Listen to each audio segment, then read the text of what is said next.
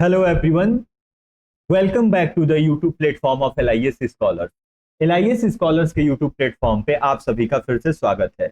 I am hoping आप सभी लोग अच्छे होंगे और बहुत ही बेहतर तरीके से अपने बिहार लाइब्रेरियन की तैयारी में लगे होंगे। इसी हफ्ते आपको बिहार लाइब्रेरियन से संबंधित एक नया नोटिफिकेशन देखने को मिलेगा।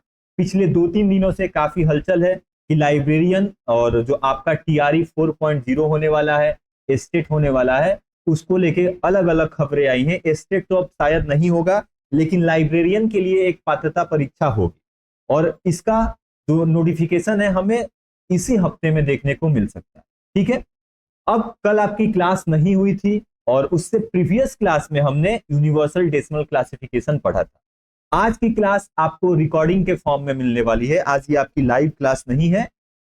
आज हम लोग लाइब्रेरी क्लासिफिकेशन स्कीम में कॉलम क्लासिफिकेशन को पढ़ने वाले हैं, जो one of the most important library classification scheme है। ठीक है, और कॉलम क्लासिफिकेशन थोड़ा सा कॉम्प्लेक्स है, बहुत ही जटिल है, थोड़ा नहीं बहुत ज्यादा जटिल है। जैसा हमने डीडीसी में देखा, हमें रेडीमेड क्लास नंबर देखने को मिल रहे थे, यूडीसी में भी सेम काइंड ऑफ चीजें हमें देखने को मिली थी, लेकिन कॉलम क्लासिफिकेशन बिल्कुल अलग है। इसलिए कॉलम क्लासिफिकेशन को मैंने 2 वीडियो पार्ट में डिवाइड किया है। आज पार्ट 1 है, जिसमें हम लोग केवल कॉलम क्लासिफिकेशन के बारे में फैक्चुअल चीजें पढ़ने वाले हैं, काइंड ऑफ जो इजी एक ओवरव्यू लेने वाले। और जो नेक्स्ट वीडियो आपको मंडे को आएगी, और मंडे को तो लाइव क्लास होगा, वहां पे हम लोग इन डेप्थ थोड़ा सा कॉलम क्लासिफिकेशन को टच करेंगे और काइंड ऑफ टफ चीजें हम लोग कॉलम क्लासिफिकेशन की जितनी भी कॉम्प्लेक्स चीजें हैं उनको पढ़ने वाले। तो चलिए आज की क्लास को शुरू करते हैं। कॉलम क्लासिफिकेशन, हिंदी में इसे हम द्विबिंदु वर्गीकरण भी कहते हैं। Column classification CC is a revolutionary library classification system developed by Dr. S.R. Ranganathan and its first edition was published in 1933। अब जो द्विबिंदु वर्गीकरण पुस्तकालय वर्गीकरण योजना है, यह एक क्रांतिकारी पुस्तकालय वर्गीकरण प्रणाली है जिसे डॉक्टर S.R. रंगनाथन ने विकसित किया था। और कब विकसित किया था, तो कोई एक साल नहीं है, जब 1924 से 1928 में अन्नामलाई नगर के मीनाक्षी कॉलेज में जब ये कार्यरत थे, वहीं पे इन्होंने कॉलम क्लासिफिकेशन का विकास करना शुरू किया। And it's first edition was published in 1933। इसका पहला संस्करण 1933 में प्रकाशित किया गया था। ठीक है, and it was the world's first faceted और एनालिटिको सिंथेटिक क्लासिफिकेशन सिस्टम। अब कॉलम क्लासिफिकेशन से पहले जितने भी क्लासिफिकेशन स्कीम्स थे वो सभी इनुमरेटिव थे। ठीक है, वहां हमें पहले से रेडीमेड क्लास नंबर देखने को मिलता था, लेकिन कॉलम क्लासिफिकेशन विश्व का पहला पक्षात्मक या विश्लेषणात्मक संश्लेषणात्मक वर्गीकरण प्रणाली था, जिसमें हमें रेडीमेड क्लास नंबर नहीं मिलते थे। हम लोग सब्जेक्ट्स को फैसेट के अंदर रखते थे और वहां से क्लास नंबर उनका डेवलप करते थे।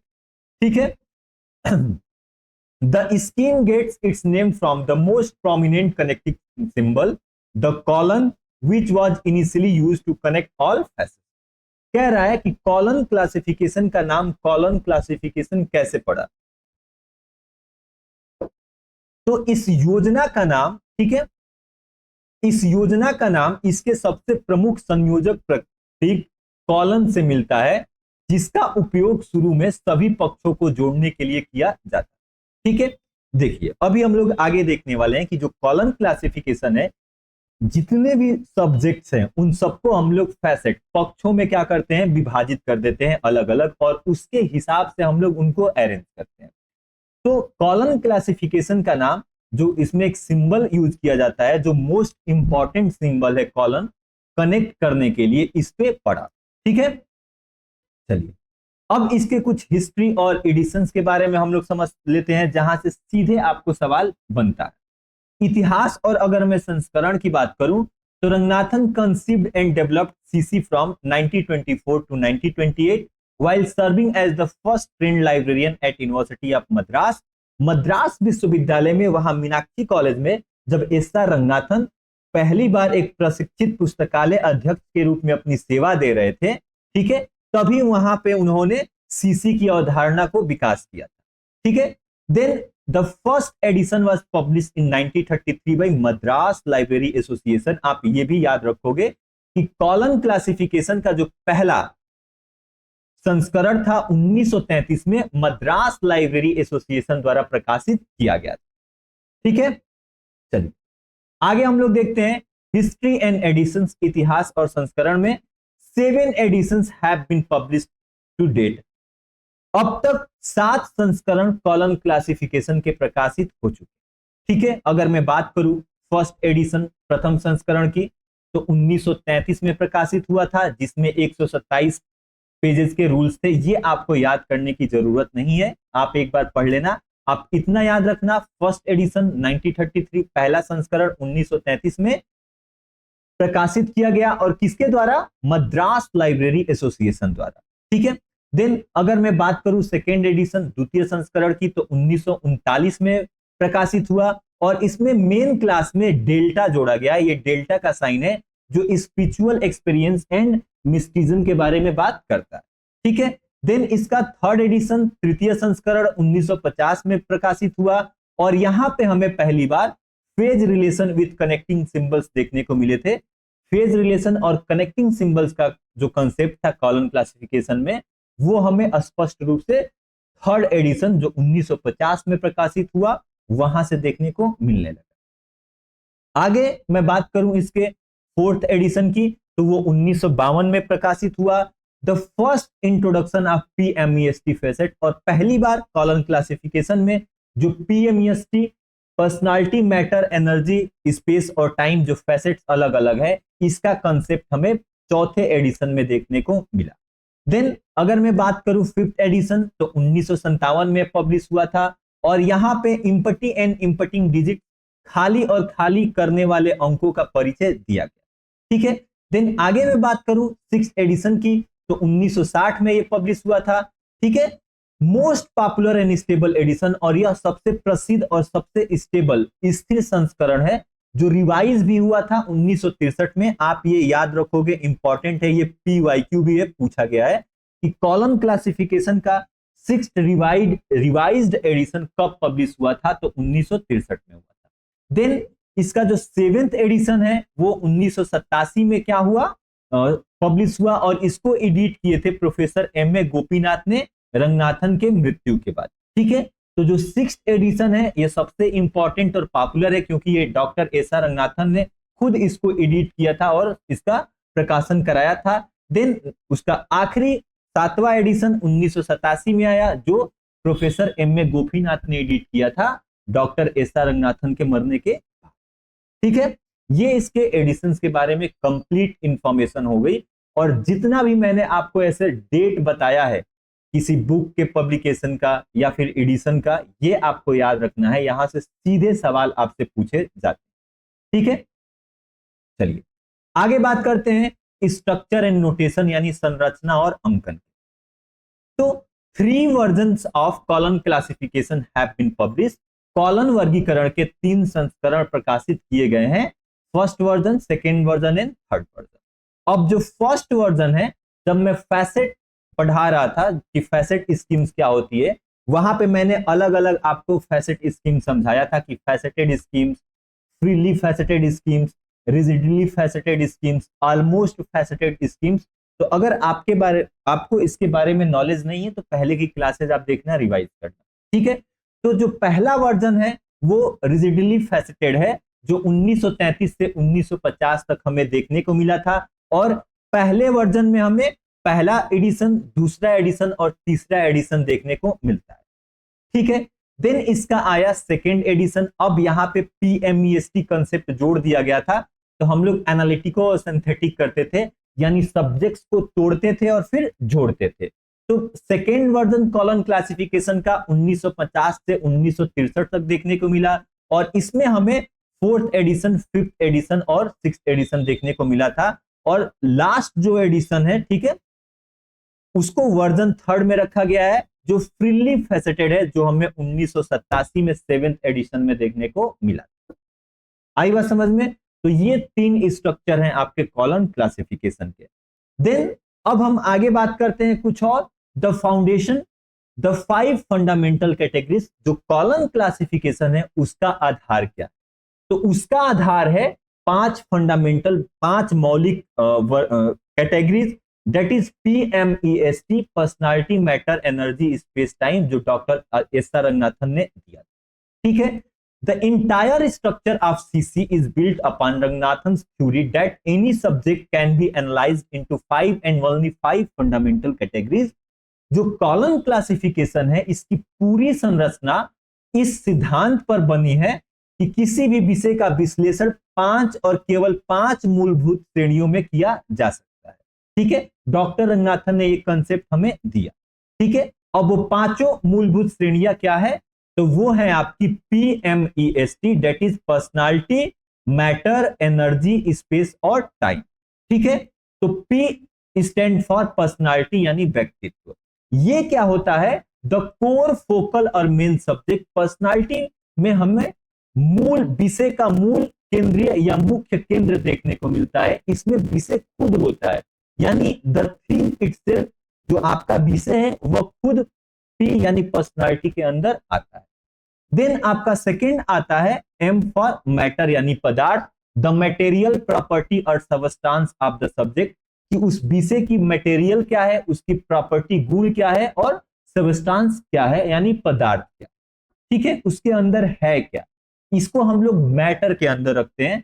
तीसरा आपका है E फॉर एनर्जी यानी ऊर्जा, द एक्शन, प्रोसेस, ऑपरेशन और प्रॉब्लम, उस विषय से संबंधित जितनी क्रियाएं हैं, प्रक्रियाएं हैं, उस विषय का संचालन है और जितनी समस्याएं हैं, उन सभी को हम लोग एनर्जी के अंदर रखते हैं, एनर्जी फैसेट के अंदर रखते हैं। देन आपका आता है स्पेस यानी स्थान, the geographical location. Then T for time यानी समय, द क्रोनोलॉजिकल पीरियड, उसका क्या कालानुक्रमित अवधि क्या है। तो इन्हीं 5 मूल जो आपकी मूलभूत श्रेणियां हैं, उसी में पूरे ज्ञान जगत को हम लोग कॉलम क्लासिफिकेशन के अंदर रख देते हैं। ठीक है, यही फाउंडेशन है, यही बेस है, यही मूल है आपके कॉलम क्लासिफिकेशन। चलिए, ठीक है, वही सेम चीज यहां है। आगे अब हम लोग बात करते हैं मेन क्लासेस, कॉलम क्लासिफिकेशन के मुख्य वर्ग के बारे में। The scheme uses a mix of Arabic numerals, Roman letters, Roman capitals and Greek letters to represent the main disciplines. अब कॉलम क्लासिफिकेशन में मुख्य विषयों को दर्शाने के लिए हम लोग क्या करते हैं कि अरबिक अंकों यानी 0 से लेके 9 तक, रोमन छोटे अक्षरों को, रोमन बड़े अक्षरों को, जो रोमन लेटर्स होते हैं क्या होते हैं 1, 2 या फिर कैपिटल लेटर में भी इसको लिख सकते हैं। ठीक है, इनका उपयोग करते हैं, या ग्रीक अक्षरों का हम लोग मिश्रण देखते हैं, जैसे आपका डेल्टा हो गया। ठीक है, इन सभी का हम लोग मिश्रण मेन क्लास नंबर में कॉलम क्लासिफिकेशन के हम देखते हैं। जैसे एग्जांपल में दिया है, जो 2 है यह कॉलम क्लासिफिकेशन में लाइब्रेरी साइंस पुस्तकालय विज्ञान को दर्शाता है, L मेडिसिन का है, O लिटरेचर का है और डेल्टा मिस्टिज्म का है। ठीक है, चलिए आगे अब हम लोग देखते हैं इसके मेन क्लास के बारे में। थोड़ा सा आज पीपीटी इधर उधर है, आप लोग एडजस्ट कर लेना, क्योंकि मैं आई एम इन वाराणसी, थोड़ा सा कुछ काम था इसलिए मैं यहाँ आया हुआ हूँ। और अगेन आज पीपीटी मैंने एडिट नहीं किया हुआ है, तो जब भी मेरी टीम पीपीटी एडिट करती है तो थोड़े बहुत आपको इधर देखने को मिलते हैं। ठीक है, चलिए तो देखिए जो मेन क्लास है, ठीक है, कॉलम क्लासिफिकेशन का, उसमें जो जेड है वो जर्नलिया यानी सामान्य चीजों के लिए है, और इसके अंदर यूनिवर्स ऑफ नॉलेज 1 रिप्रेजेंट करता है, 2 रिप्रेजेंट करता है लाइब्रेरी साइंस को, 3 रिप्रेजेंट करता है बुक साइंस को।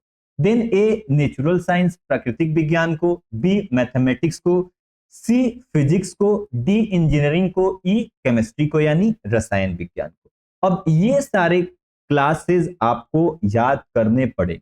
ठीक है, चलिए आगे मैं बात करूं, एफ टेक्नोलॉजी को, जी बायोलॉजी को, एच जियोलॉजी को यानी भूविज्ञान को, आई बॉटनी वनस्पति विज्ञान को, जे एग्रीकल्चर को और के जूलॉजी को। और जूलॉजी के अंदर के जेड या के एक्स एनिमल हस्बेंड्री पशुपालन के लिए निर्धारित किया गया है। देन एल मेडिसिन को, और मेडिसिन चिकित्सा के अंदर ही एलजेड या एलएक्स आपका आता है फार्माकोग्नोसी को। ठीक है, ये भी आपका मेडिकल से संबंधित ही एक विषय। ऐसे ही आगे बात करूं तो एम यूजफुल आर्ट्स जितने भी आपके होंगे उनके बारे में बात करता है। इसको बोलते हैं हम लोग डेल्टा। डेल्टा स्पिरिचुअल एक्सपीरियंस और मिटिसिज्म को रिप्रेजेंट करता है, यानी जो आप आध्यात्मिक अनुभव करते हैं और रहस्यवाद होता है इसको। मैंने आपको ये फिक्स समझाया था, अगेन आगे भी नेक्स्ट क्लास में आपको समझाऊंगा। ये रिप्रेजेंट करता है किस चीज को, स्पिरिचुअल, किसी भी सब्जेक्ट का स्पिरिचुअल एक्सपीरियंस को। और स्पिरिचुअल एक्सपीरियंस में क्या आते हैं आपके, फिलॉसफी, जितने भी दर्शन है वो स्पिरिचुअल एक्सपीरियंस है। देन एन फाइन आर्ट्स, ओ लिटरेचर के लिए है। पी लिंग्विस्टिक यानी भाषा विज्ञान के लिए है। क्यू रिलीजन के लिए, और फिलॉसफी के लिए आर। ठीक है। देन आगे ऐसे ही और आगे बात करूं तो एस साइकोलॉजी मनोविज्ञान के लिए है। टी एजुकेशन के लिए, यू जियोग्राफी के लिए, वी हिस्ट्री के लिए, डब्ल्यू पॉलिटिकल साइंस राजनीतिक विज्ञान के लिए, और एक्स आपका है किस चीज के लिए, इकोनॉमिक्स अर्थशास्त्र के लिए, वाई सोशियोलॉजी के लिए, और जेड है लॉ कानून के लिए। ठीक है, आई बात समझ में। चलिए, तो ये आपके मेन क्लास नंबर हो गए और इसको आपको याद रखना, ये आपका काम। ठीक है। देन आगे मैं बात करूं नोटेशन की, तो नोटेशन से हम लोग कल पढ़ने वाले हैं। यहां से अब धीरे धीरे कॉलम क्लासिफिकेशन अब कॉम्प्लेक्स होता जाएगा, थोड़ा जटिल होता जाएगा। ठीक है। तो सीसी के अंदर हमें मिक्स्ड नोटेशन देखने को मिलते हैं, जिसमें हमें लेटर्स, नंबर्स और जितने टाइप के सिंबल अवेलेबल से, प्रतीक अवेलेबल है, उन सभी का एक हमें कॉम्बिनेशन देखने को मिलता है, जो कॉलम क्लासिफिकेशन को बहुत ही पावरफुल, बहुत ही मतलब शक्तिशाली बनाता है, लेकिन उतना ही जटिल भी बनाता है। ठीक है। चलिए, तो आज की क्लास को हम लोग यहीं पे रोकेंगे और नेक्स्ट क्लास आपको मंडे को देखने को मिलेगी। फर्दर आगे हम लोग कॉलम क्लासिफिकेशन के बारे में मंडे को पढ़ेंगे। ठीक है। तब तक अच्छे से प्रिपरेशन करते रहिए, रिवीजन करते रहिए। ठीक है। और कोई भी डाउट हो तो आप लोग टेलीग्राम पे मेरे से पूछ सकते हैं। ठीक है। चलिए, तो थैंक यू सो मच, मिलते हैं नेक्स्ट क्लास में। टेक केयर, जय हिंद।